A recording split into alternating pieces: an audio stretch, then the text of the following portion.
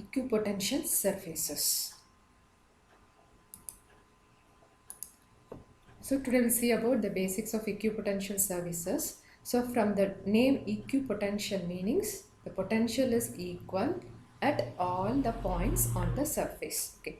Now we can see example, a positive charge is there. So electric field is away from the positive charge. Okay. So electric field is away from the field lines are away from the positive charge. Okay. Now the points at the field lines. Okay. The points in the electric field will be have the same potential. Okay. Have a same potential. So the points on the electric field have the same potential. You call it as equipotential points. Okay, points on the electric field which has same potential you call as equipotential points. So when the equipotential points, okay, so the points around the electric field have same value. So when the equipotential points are joined together, okay, the points are joined together. So the points. So when you join the points together, you get a equipotential line. Okay, so you get an equipotential lines. So equipotential lines. So equipotential lines will give rise to the equipotential surface. Equipotential surface. So at equipotential surface, okay, the potential at any point will be same. Okay, that is potential remains constant throughout the surface. Okay, if there is another surface, okay, so let the surface be A, this inner surface be A and the outer surface be B. So at inner surface A, at any point on the inner surface A, the potential will be same. Okay, at any point on the inner surface, potential will be same. Similarly, at any point on the outer surface will be same. So you call it as equipotential surface. Then coming to the first question, a unit charge moves on an equipotential surface from a point A to point B, then potential difference between A and B is. Okay, so when a charge moves from the equipotential surface, so we told that in equipotential surface, the potential remains constant. Okay, these are the electric lines. So potential remains constant in the equipotential surface. Okay, so that be assume this point is A and this point is B. Okay, so what is the potential difference between A and B? Okay, so potential difference between A and B will be equal to 0 because the potential on the equipotential surface is same. Okay, potential at all the points, okay, will remains the same. So potential at A will be equal to potential at B. So potential difference VA minus VB will be equal to 0. Okay, so the option is A. Okay, next is electric field lines are parallel to equipotential surface. So for this point charge, you have a equipotential surface. Okay, so the electric field lines will be perpendicular. This is the equipotential surface. Okay, this is the surface and this is the electric field lines. So the electric field lines will be perpendicular to the surface. Okay, so they are electric field lines are parallel to equipotential surface. No. Okay, the electric field lines and the equipotential surface are perpendicular. So false. It is not parallel. No two equipotential surface can intersect each other.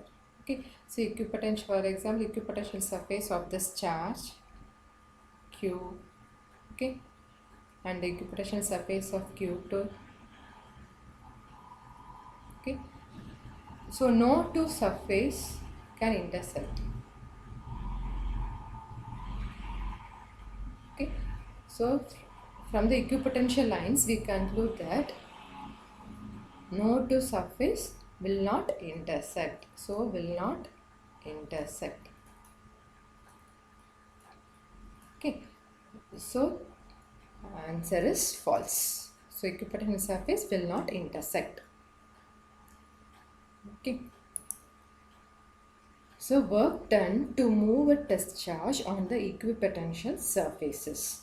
Okay, what is the work done in moving? What is the formula for work done? So work done is equal to charge multiplied with the potential difference. Okay, multiply with potential difference.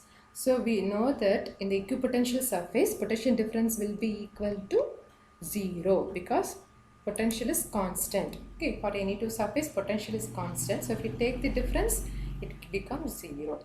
So Q into 0, so you'll get 0. So work done on the equipotential surface between any 2 points on the equipotential surface will be 0. So option D. Okay, here pi 1, pi 2 are the equipotential surface. This pi 1 and pi 2 are the equipotential. They have same potential. Okay, then VC minus VA. What is the potential at C and what is the potential at A? Since we told that pi 1 is equal to, okay, potential of pi 1 is equal to potential of pi 2 because they are equipotential surfaces. So the potential of VC minus VA will be same. So will be equal to 0. Okay. Why pi 1 V pi 1 is equal to V pi 2? Because they are equipotential surfaces. So for equipotential surfaces, voltages will be equal, right? So 2 points, one at pi 1, other one at C. So VA minus VC will have the same value. So you'll get the answer as 0. So option B is the answer. Okay, next, a hollow metal sphere of radius 5 centimeter is charged so that the potential on its surfaces. So a hollow metal sphere is charged. Okay, such that its potential, the potential on its surface is 10 volt. Okay, so potential on the surface is 10 volt. Then potential at distance of 2 centimeter from the center of the sphere is. So at a distance of 2 centimeter from the center of the sphere, okay, it will be 2 centimeter from the center of the sphere. Then what could be the potential? So at this point P, what could be the potential? What could be the potential? Okay, so for the hollow sphere, the potential at the surface will be equal to potential at the center. For the hollow sphere, potential at surface will be equal to potential at the center. Okay, potential at the inner of the hollow sphere. Okay, so what is the potential at the surface is 10 volt. Okay, therefore at 2 centimeter at a point P, which is at 2 centimeter, also will be equal to 10 volt. So potential at the surface, outer surface, will be equal to the potential at the inner surface. So therefore the potential is 10 volt. So option is D.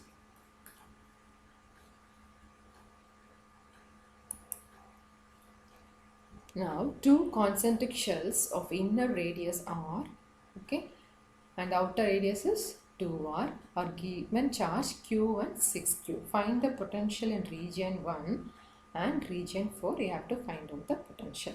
So for region 1, so you can write for, first we can write it for region 1.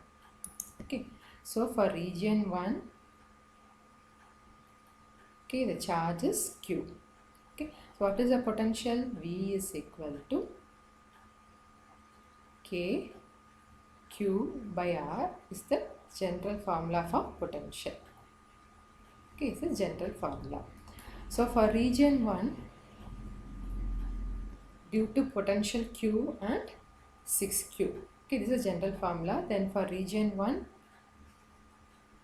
okay, let it be V1.